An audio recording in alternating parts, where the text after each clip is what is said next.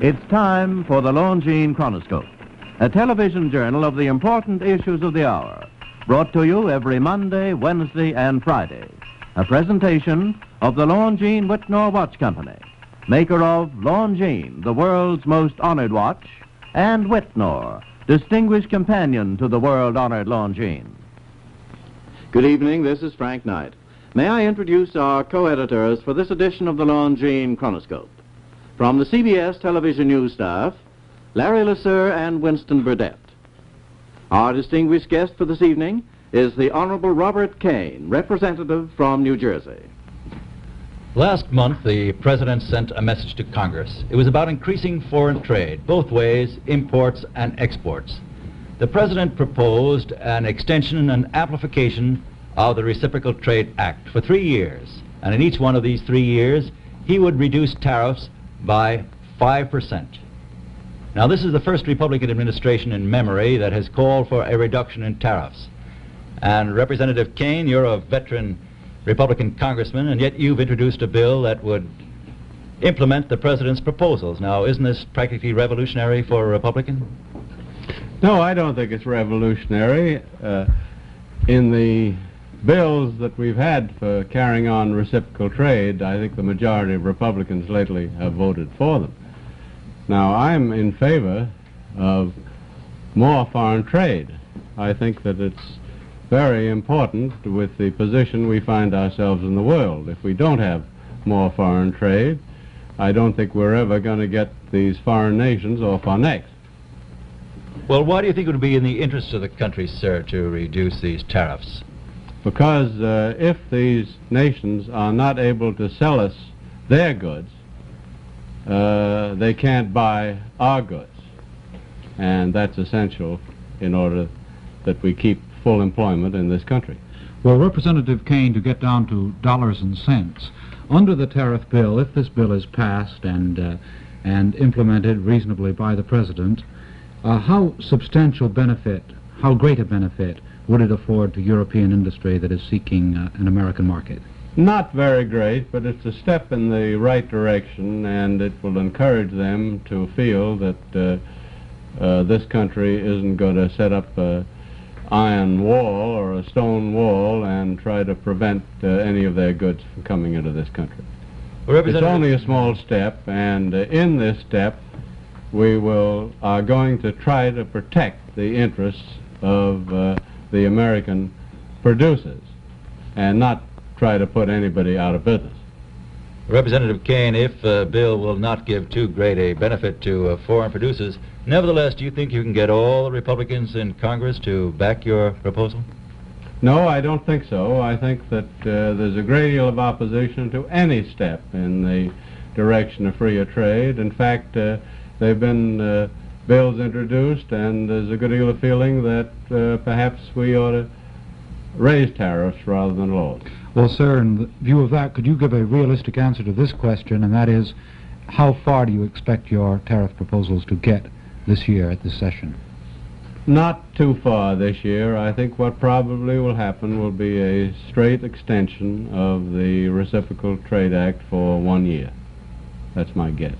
Do you think it's possible that your bill would just be sat on in committee by Representative Reed?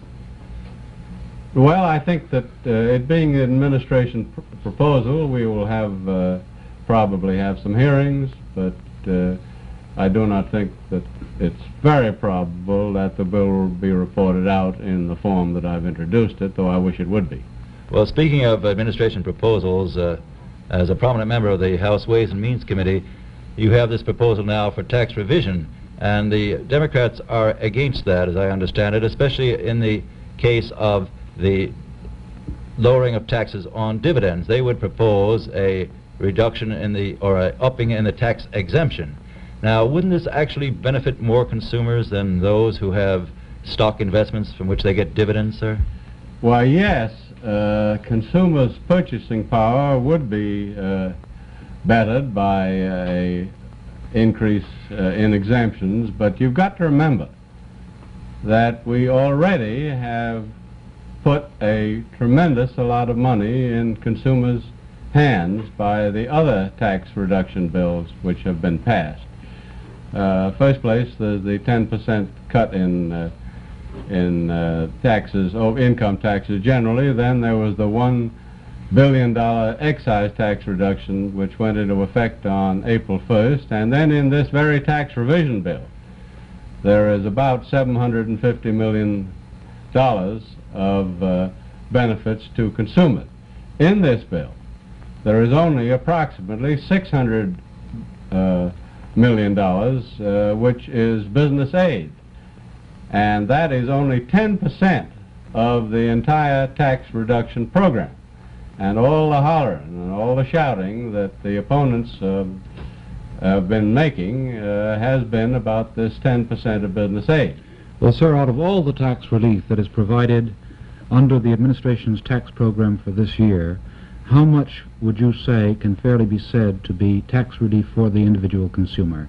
About $4,500,000,000 it goes to the consumer, and then we have the for business we have in the tax revision bill approximately $600 million, and then there was the repeal of the excess profits tax, which was approved by both Democrats and Republicans alike for the benefit of business. Of course, Representative Kane, you talk in round figures, but the Democrats are proposing that the exemption be raised by at least $100. Now, isn't that going to be pretty hard to combat when you're talking in these round figures about helping corporations? Well, of course, the $100 reduction in exemption would cost the Treasury $2,400,000,000. You add that to the deficit that we already have of probably around $5 billion, and you have $7,400,000,000 deficit, which is pretty hard to handle, and to me it's not quite honorable for us, and I think it's cowardly to pass on to future generations, to our children and grandchildren, the result of our follies. I think we ought to get right to work and try to come as close as we possibly can to balancing the budget. Well, sir, Senator George is proposing that individual exemptions be raised by $200. That would be $4,800,000,000 this year. Yes. And next year he proposed that it would be $400, which would be almost $10 billion, and to me is a completely irresponsible proposal. Well, sir, with Senator George making that proposal for a $200 rise in the individual exemption, it's conceivable that the Senate may approve a $100 rise in the exemption, and then what kind of a fight would ensue on the floor of the House if that gets into the bill? It would go to conference, of course, and I think the House conferees would turn it down. Now, when the bill came to the House before, the Democrats made that proposal, and in that proposal was the $100 reduction, and that was beaten by a vote of 210 to 204. It was a close vote. I wish we could raise the exemptions. I wish we could raise them to $1,000.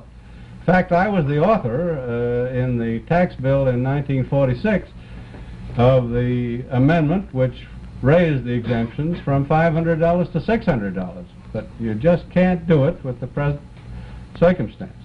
Yes, but the Democrats do charge that your proposals do give so many benefits to corporations, like in these rapid write-offs.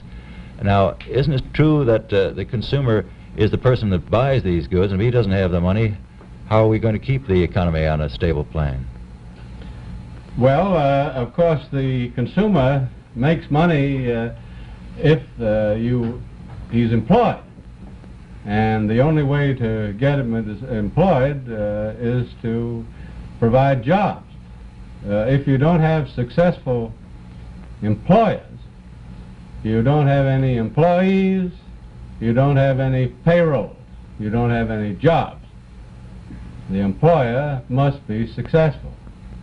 Well, as a final question I'd like to ask you, Representative Kane, how much possibility do you think there is of the President's proposals going through, his program going through at this session of Congress? He's made a great many proposals now, from Taft-Hartley revision to taxes. Well, I think that we'll have more of the President's program adopted than any President's program since World War II.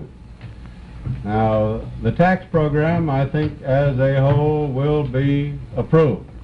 We have gone a little further than he's asked by the excise tax revision bill. I think the Social Security bill, in which I'm very much interested, will go through very closely in the form to which it was recommended. Taft-Hartley is doubtful. Again, more things have been put in by the committees than what the President wants, and whether anything will be done, I don't know. The appropriation bills have gone through very much along the line of what the President wants. I think there's a good chance that the President's program for the St. Lawrence Seaway will at long last go through. I think the health and welfare program of the President will probably go through. Hawaiian statehood went through the House, but it's been bogged up in the Senate by the attachment of Alaska, which has practically no population, and therefore a great many people are opposed to that. In other words, you're pretty optimistic about the President's program. Well, I think so. Thank you very much, Representative Kane. We're pleased to have you here tonight. Enjoy it.